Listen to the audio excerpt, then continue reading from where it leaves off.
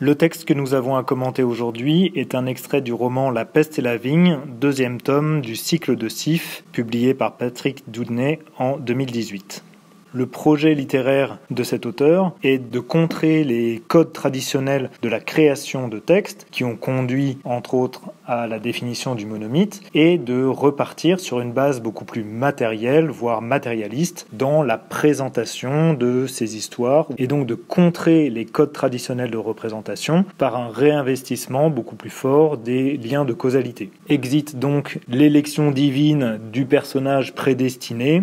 Il va mettre en scène un personnage de basse extraction sociale, un teinté qui plus est, ballotté sur le chemin de sa vie par un certain nombre d'événements dont les conséquences sont rigoureuses. Ici, le personnage principal, Sif, après s'être échappé d'un camp de travaux forcés, a été capturé par un peuple vivant dans des montagnes, les Ars, auprès desquels il a été forcé de rester pendant un certain temps, avant d'être finalement libéré, après avoir acquis leur confiance. L'extrait propose ici un retour sur l'ensemble des expériences qui ont jalonné sa vie, à la lumière de ce qu'il a appris de ces différentes rencontres, en particulier auprès des Ars.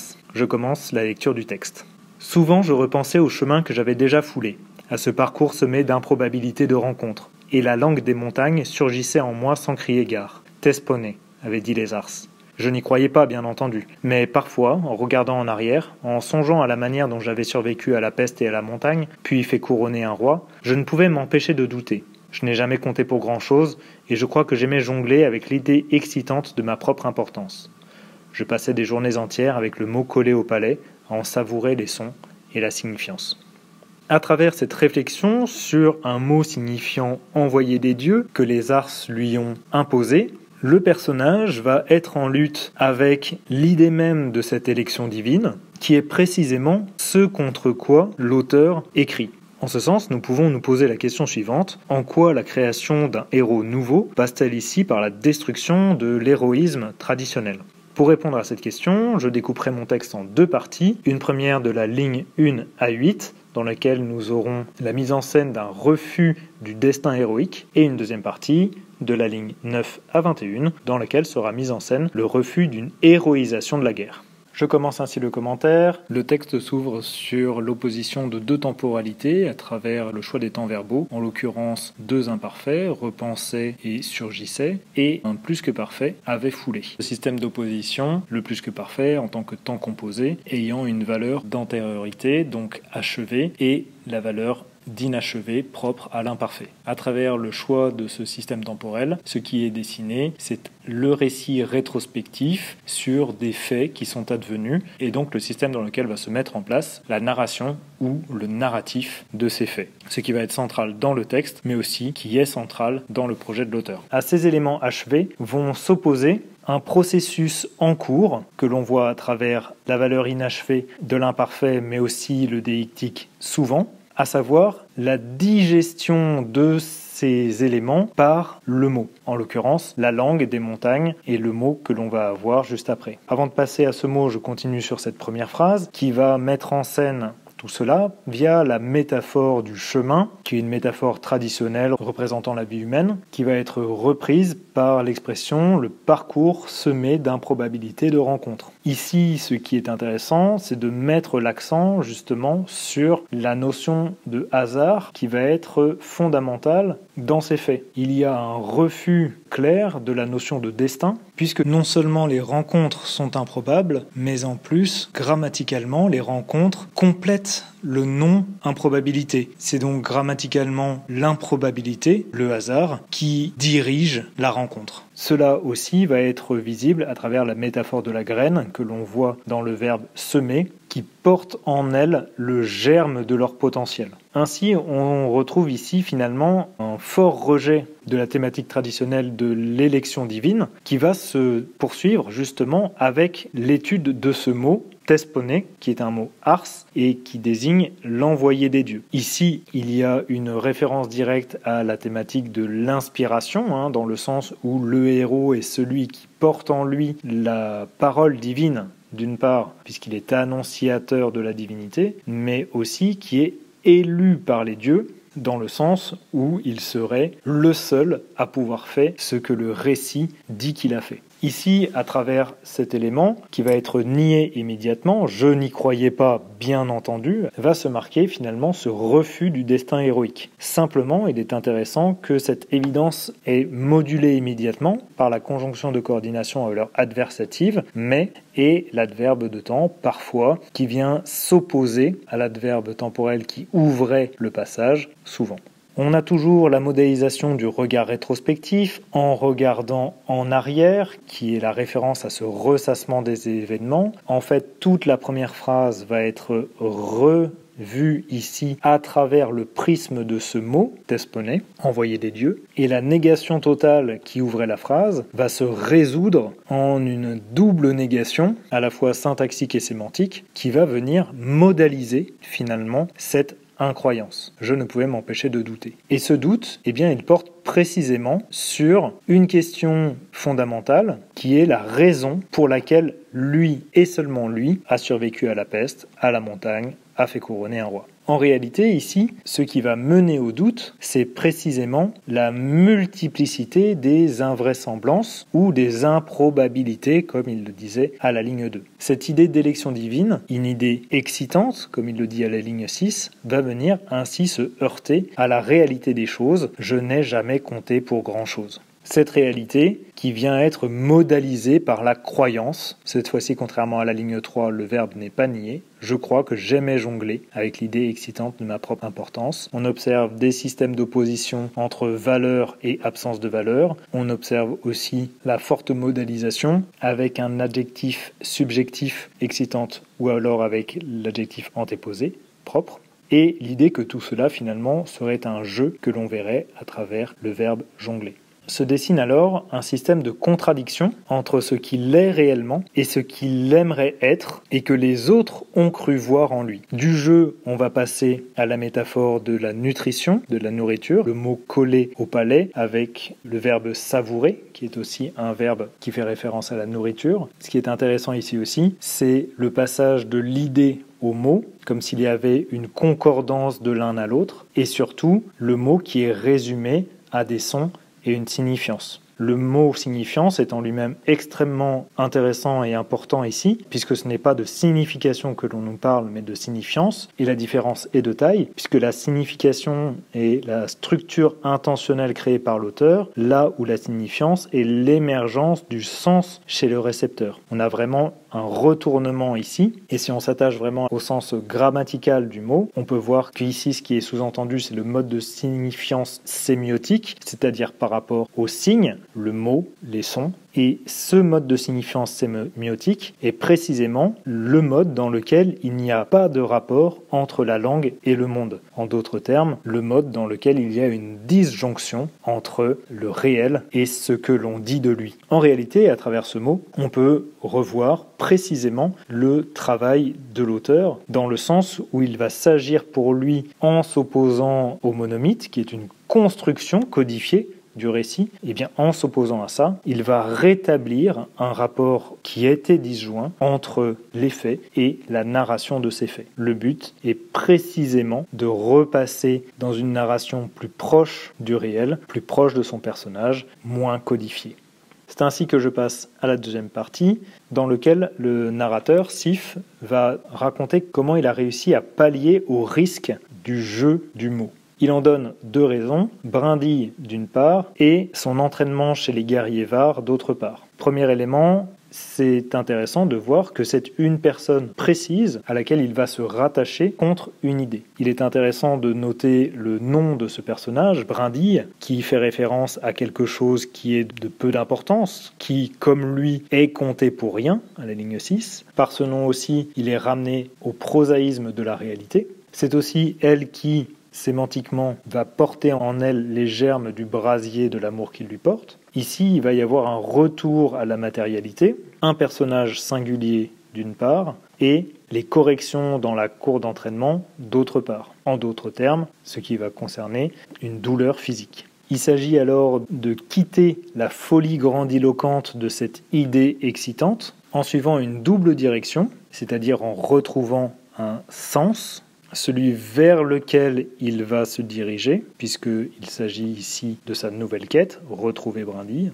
mais aussi retrouver un sens pratique avec la mémoire de la Pradeke, qui est cette philosophie de doute envers la croyance, qui va lui permettre de remettre les choses à leur place, et notamment se remettre lui-même à sa place. Il va suivre une méditation assez générale sur la qualité du guerrier, méditation qui va signer le passage des temps du récit au présent, ce qui rapprocherait finalement le système énonciatif quasiment d'un système autobiographique, avec le jeu narré qui est le jeu de l'histoire qui est racontée, et le jeu narrant qui est celui qui raconte sa propre histoire, avec un regard rétrospectif sur les faits. Ici, ce jugement général est le jugement commun sur les guerriers qui va faire la synthèse des codes de représentation du guerrier. Il s'agit simplement de gens du commun qui sont en réalité soumis à une autorité qui leur est supérieure et qui les considère uniquement comme de la chair à canon.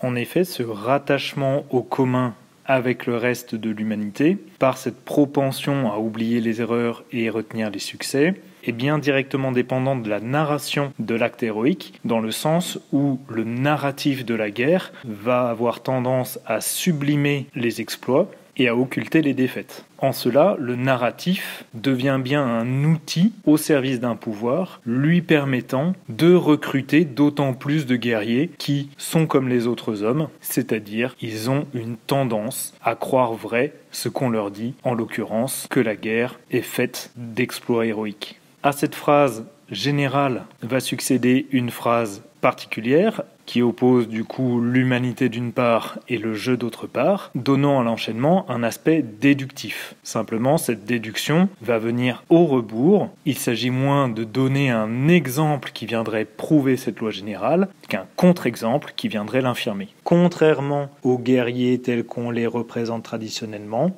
eh bien Sif possède une vision plus objective et donc plus douloureuse. En ce sens, le processus de pensée de Sif vient bien ici modéliser l'objectif, le projet de son auteur, à savoir de s'opposer à ce narratif à travers la création de ce héros d'un genre nouveau. Et le refus d'une héroïsation traditionnelle, là où le guerrier est doté d'une force à toute épreuve, d'un courage incroyable, etc., qui lui permet de survivre à toutes les batailles, eh bien en fait, le narrateur rappelle que une bataille, c'est avant tout de la douleur. Et la douleur va être ici liée à l'humilité, bouclant la boucle du prosaïsme. De la même manière que les guerriers partageaient un certain nombre de choses avec le reste de l'humanité, eh bien en réalité, les héros sont avant tout des gens qui se sont fait botter les fesses. Ce jugement est un jugement extrêmement personnel, on le voit avec pour moi, puis dans mon idée, qui par ce système de reprise va connecter les deux phrases entre elles. Cette deuxième phrase servant finalement de reprise, de répétition développée de la phrase précédente, avec l'accent pris justement sur le fait de désengorger l'ego boursouflé. Il s'agit bel et bien ici de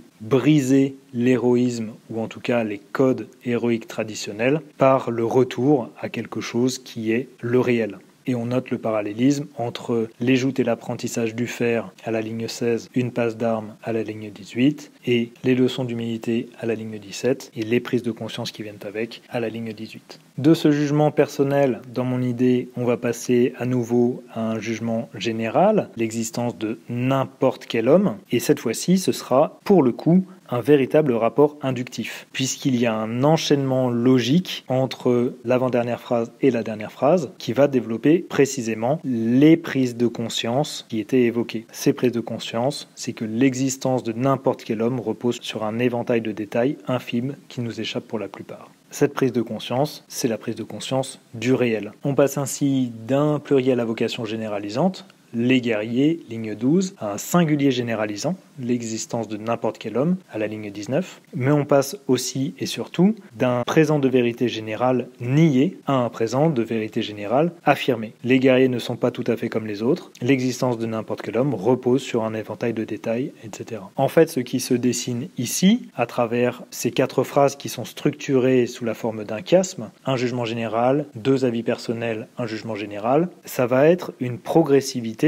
d'une règle générale fausse qui correspond au code de représentation, à une nouvelle règle générale, vraie, qui est la réalité des faits de la guerre. Au cœur de ce système reste toujours ce qui était contenu en germe dès la ligne 2, à savoir la prépondérance du hasard. Même le meilleur des combattants ne peut jamais l'appréhender entièrement.